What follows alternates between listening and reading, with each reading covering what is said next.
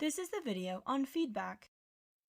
Feedback control is simply when the secretion of some hormone is regulated by its own products.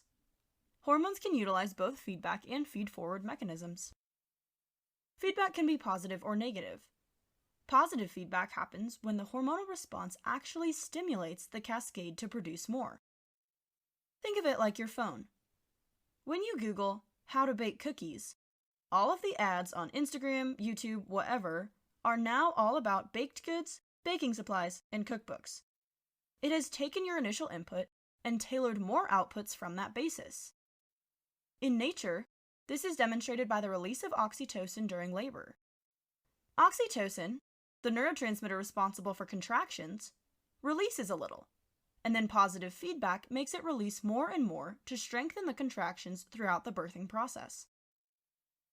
Negative feedback, on the other hand, is when the hormonal response inhibits the production of the hormone itself. This helps regulate our hormone levels by bringing our levels back to baseline if they are heightened. Let's go back to the phone.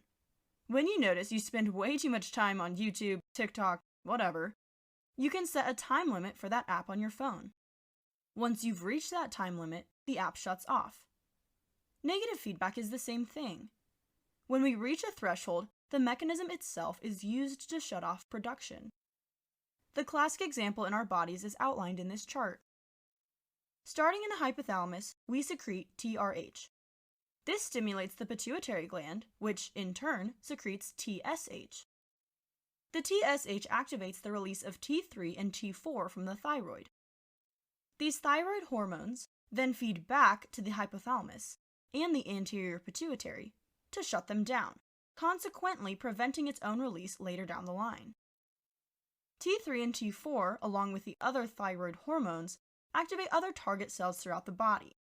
So to prevent overstimulation, it is essential that they are well regulated by negative feedback.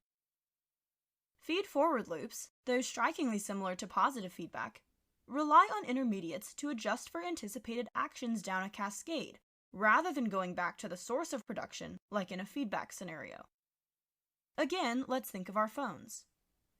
Predictive typing has become essential in our communication today. When you're texting someone or even searching for something on Google, your phone starts suggesting what you're going to say.